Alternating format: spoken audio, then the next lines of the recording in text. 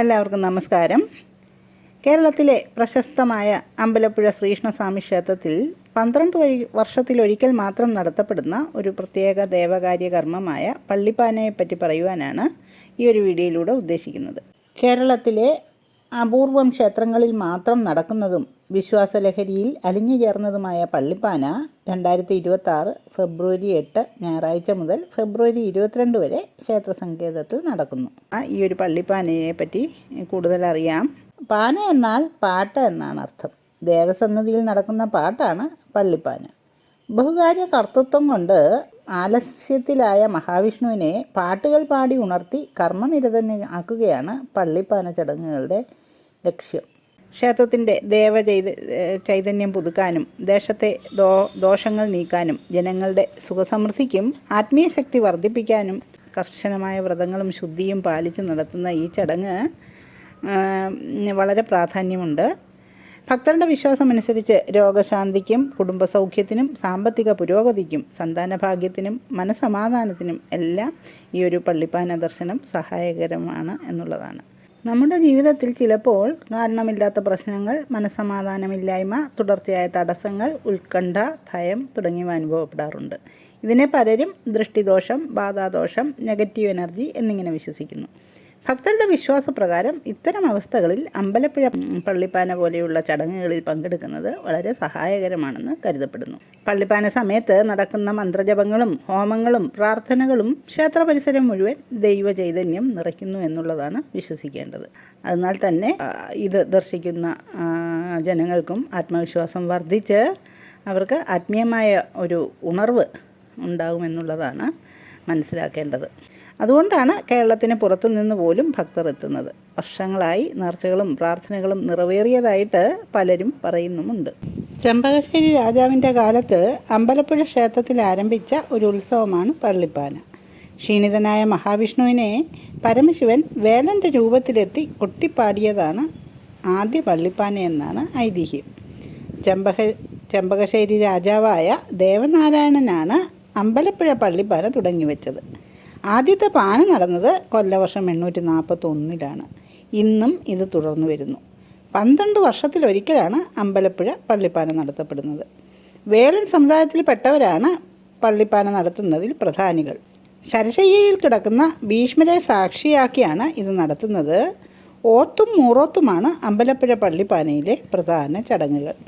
എല്ലാ വർഷവും മകരമാസത്തിലെ 12 നാൾ 12 കളഭം എന്ന ആചാരം നടന്നു വരുന്നു ഈ ക്ഷേത്രത്തിൽ.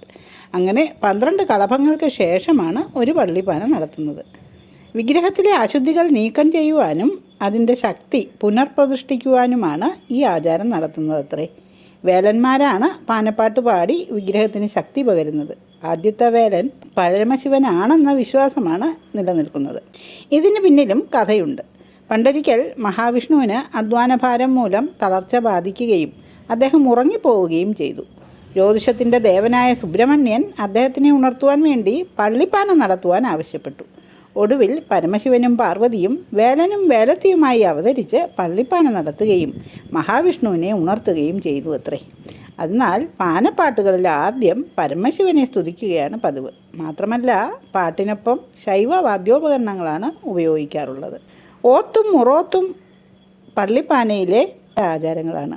ഓത്ത് പകൽ സമയത്ത് വേലന്മാരാണ് നടത്തുന്നത്. മുറോത്ത് രാത്രി സമയത്ത് വേലത്തികളും. ഈ ആചാരത്തിൽ പങ്കെടുക്കുന്ന വേലന്മാർ രണ്ടായി തിരിയുന്നു. ഒരു വിഭാഗം ഓത്തനുഷ്ഠിക്കുകയും അവരെ കൂട്ടാടികളെന്ന് പറയുന്നു. മറ്റൊരു വിഭാഗം രസികന്മാരായി പുരാനടികൾ പ്രവർത്തിക്കുകയും ചെയ്യും.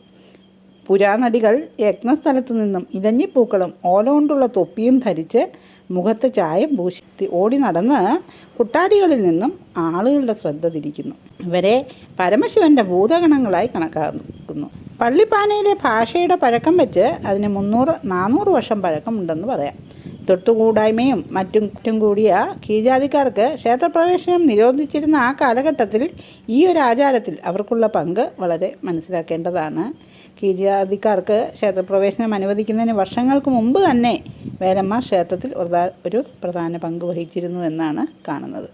വേലസമുദായത്തിൽപ്പെട്ട അവരോടൊപ്പം ഗണകൻ, പാണൻ, മണ്ണാൻ തുടങ്ങിയ ജാതിയിൽപ്പെട്ട ആളുകളും ചടങ്ങിൽ പങ്കെടുക്കും. ജാതിചിന്തകളും ഐത്താചാരങ്ങളും നിലനിന്നിരുന്ന കാലഘട്ടത്തിൽ അമ്പലപ്പുഴ ക്ഷേത്രത്തിൽ എല്ലാ ജാതിക്കാർക്കും അനുവദിച്ചിരുന്ന അവകാശങ്ങൾ പള്ളിപ്പാന ചടങ്ങുകൾ വിളിച്ചോതുന്നു. രാജപ്രതിനിധി, മേൽശാന്തി, കോയിമ്മസ്ഥാനി, കഴകക്കാർ, വാദ്യക്കാർ, അടിച്ചുതളിക്കാർ, തച്ചന്മാർ, അമ്പനാട്ട് പണിക്കൻ, മലയം തട്ടാൻ, കൊല്ലൻ തുടങ്ങി ക്ഷേത്രങ്ങളുമായി ബന്ധപ്പെട്ടവർ പള്ളിപ്പാനയുടെ ഭാഗമാകും. എല്ലാ വർഷവും മകരം 1 മുതൽ 12 വരെ നടക്കുന്ന 12 കളഭം 12 എണ്ണം കൂടുമ്പോഴാണ് പള്ളിപ്പാന നടക്കുന്നത്. 12 പള്ളിപ്പാനകൾ കഴിഞ്ഞാൽ വിജയബലി എന്ന ചടങ്ങും നടക്കും. 1954 24ാമത് പള്ളിപ്പാനയും വിജയബലിയും.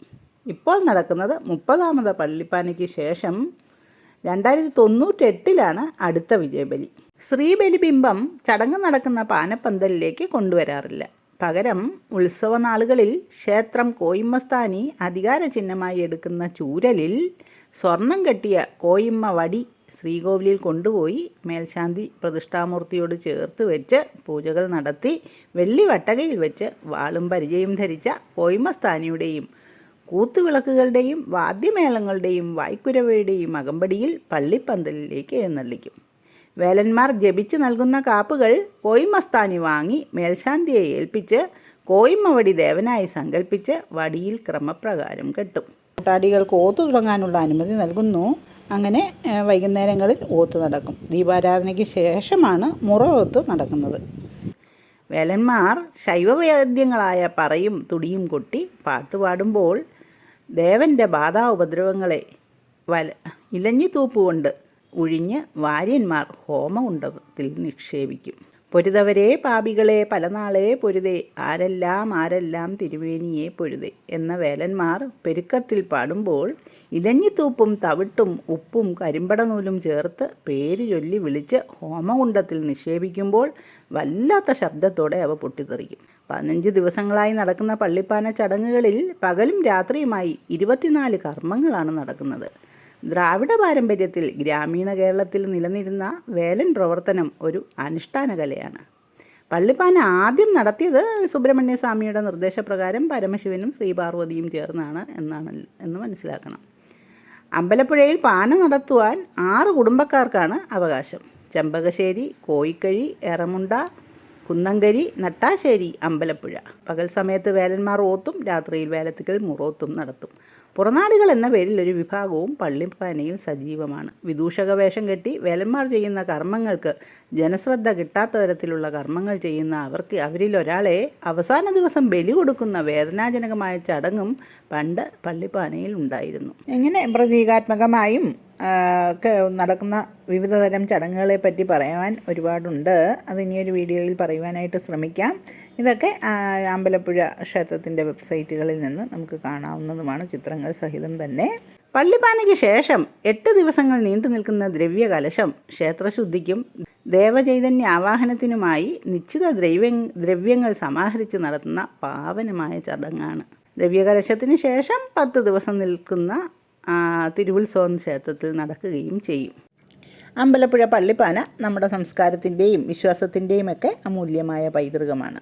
ദൃഷ്ടിദോഷം, ബാധാദോഷം തുടങ്ങിയവ അകറ്റാൻ സഹായകരമാണെന്ന് ഭക്തർ വിശ്വസിക്കുന്ന ഈ മഹാനുഷ്ഠാനം ആത്മീയമായി നമ്മെ ശക്തരാക്കുന്നു. ഡിപ്രഷൻ പോലെയുള്ള മാനസിക വിഷമങ്ങൾക്കും ആരോഗ്യ പ്രശ്നങ്ങൾക്കുമൊക്കെ ഒരു പരിധിവരെ ആത്മീയമായ ഒരു മനസ്സമാധാനം കിട്ടുവാനായിട്ട് ഈ ഒരു പള്ളിപ്പാന ദർശനവും അമ്പലപ്പുഴ ഭഗവാനെ ദർശിക്കുകയൊക്കെ വഴി വിഷമാവസ്ഥയ്ക്കൊക്കെ ഒരു പരിഹാരമുണ്ടെന്ന് മനസ്സിലാക്കണം. ഇത് ഒരിക്കലും ശാസ്ത്രീയമായി തെളിയിച്ച ഒരു കാര്യമൊന്നുമല്ല. എന്നാൽ ആത്മീയ വിശ്വാസത്തിൻ്റെ ഒരു ഭാഗമായിട്ട് ഇതിനെ കണക്കാക്കണം. നാം ഒരിക്കലും ഇതിനെ ചികിത്സയ്ക്ക് പകരമായി കണക്കാക്കരുത് താനും. ആരോഗ്യ പ്രശ്നങ്ങളോ മാനസിക വിഷമങ്ങളോ ഉണ്ടെങ്കിൽ ഡോക്ടറുടെ സഹായം തേടേണ്ടത് അത്യാവശ്യം തന്നെയാണ്. ആത്മീയത എന്നാൽ മനസമാധാനം നൽകുന്ന ഒരു ശക്തിയുമാണ്. അതിനാൽ തന്നെ ഈ ഒരു മഹാനുഷ്ഠാനം ആത്മീയമായി നമ്മളെ ശക്തരാക്കുന്നു എന്നുള്ളതാണ് അറിയേണ്ടത്. വർഷങ്ങളായി പലരും ഈ അനുഷ്ഠാനത്തിന് ശേഷം നല്ല മാറ്റങ്ങൾ അനുഭവപ്പെട്ടതായി പറയുന്നുമുണ്ട്. ഇത് വിശ്വാസത്തിൻ്റെ ഭാഗമാണ്. ഈ ഒരു സമയത്തെ നടക്കുന്ന മന്ത്രജപങ്ങളും ഹോമങ്ങളും പ്രാർത്ഥനകളുമൊക്കെ ഈ ക്ഷേത്ര പരിസരത്തുണ്ടാകുന്ന ദേവചൈതന്യം അവിടെ എത്തുന്ന ഭക്തജനങ്ങളിലേക്കും പകർന്ന് അവർക്കൊരു മനസ്സമാധാനം ലഭിക്കുകയും അവരുടെ ഒരു നല്ല ജീവിതത്തിന് വേണ്ടി പിന്നെയുള്ള ശാന്തമായൊരു ജീവിതത്തിന് അത് ഉപകരിക്കുമെന്ന് തന്നെ മനസ്സിലാക്കാം. ഒരു വീഡിയോ ഏവർക്കും ഉപകാരപ്പെടുമെന്ന് വിശ്വസിക്കുന്നു. ഉപകാരപ്പെടുകയാണെങ്കിൽ ലൈക്ക് ചെയ്യുകയും ഷെയർ ചെയ്യുകയും സബ്സ്ക്രൈബ് ചെയ്യുകയും ചെയ്യണേ. ജ്യോതിഷ സംബന്ധമായ നിങ്ങളുടെ സംശയങ്ങൾക്ക് എൻ്റെ വാട്സാപ്പിൽ ബന്ധപ്പെടാവുന്നതാണ്. നന്ദി, നമസ്കാരം.